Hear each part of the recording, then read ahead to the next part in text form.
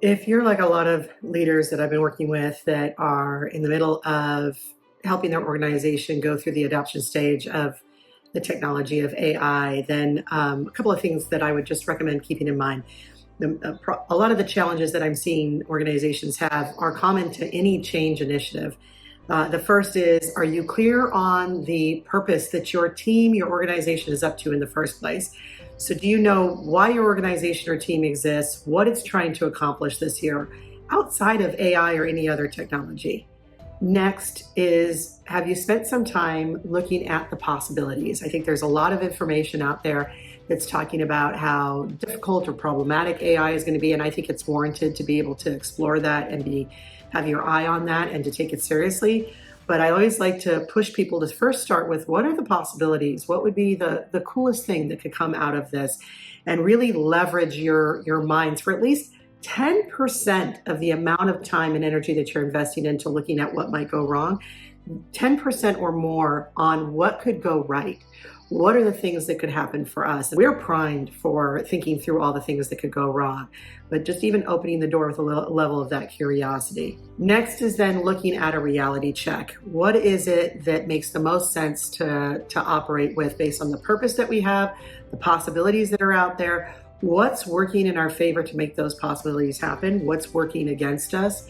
Or what do we just not know about that we need to keep our eye on? This helps you set priorities around what to focus on, what not to focus on. So are you going to start with using AI for productivity? Are you going to start using AI for creating some things? What are the options in that? What's working in your favor? And then what are the things that you have to have a healthy level of skepticism and keeping an eye out for, or maybe obstacles that you need to work through? I feel like a lot of leaders and organizations are just kind of going, you got to use AI. Here's the tool that we've all sanctioned and negotiated a contract with, and now go make it happen. And there's really not some strategic thought around it. So I think it's just increasing the amount of inherent messiness that comes with adopting something new that's in the middle of being developed. But now it's actually kind of exacerbating how much of that mess needs to be there. So what's that reality check? How do we prioritize around what really matters? And then the fourth thing on here that I think is skipped over entirely too much is, where are our people? What are their concerns? What are their thoughts? How do you integrate them into a discussion so that they get to share their viewpoints, their ideas, their suggestions? What does adoption look like for them? What does successful adoption look like for them? I think there's a lot of kind of move fast, adopt, and there's this top-down communication and not enough of a collaboration from the front line on through to every level. And I know it feels like that just is going to take too much time. We're so busy putting out one fire to the next. But I think that's actually increasing the amount of challenge that's there. A little intentional dialogue can go a long way. And then step 5, and I got to say, I'm not the biggest fan of step 5, but I understand just how important it is putting an actual plan in place. And I feel like the more change is happening so rapidly and everywhere, that people start to go like, well, what could you possibly plan for? Every day something is different and chaotic. And I get that, and I agree. And my mantra, if you've been listening to my videos for a while, my mantra is date your plan, don't marry it. But have something. I think the more intentional you are, and a plan helps you be intentional.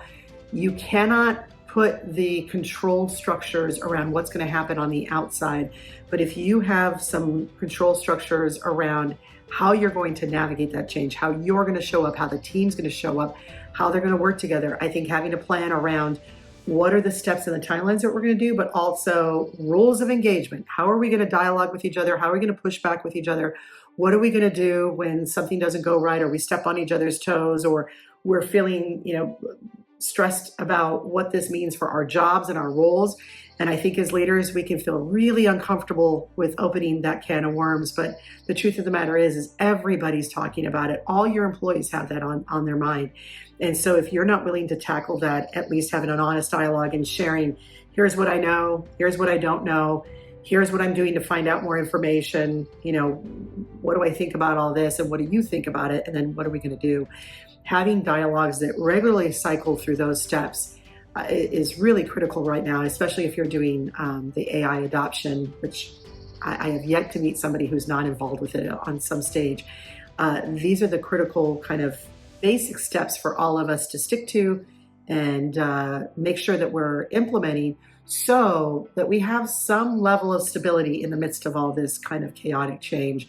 And ideally are able to influence the direction of what that looks like for us. And we don't just throw up our hands and go like, well, it's happening whether we like it or not. So I guess we just go along for the ride. And then we're just stuck in this reactive cycle. So once again, what's the purpose?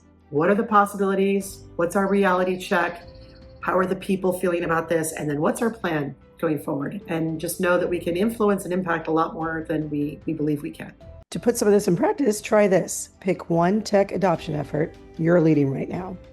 Run it through the blueprint. Do the purpose, possibility, reality check, people, plan. Notice the gaps. Where has the human side been underplanned?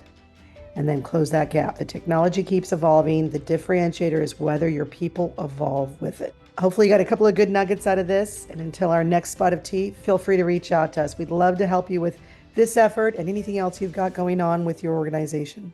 Check us out at our website, email, or give us a call. We look forward to helping you with the people side of business.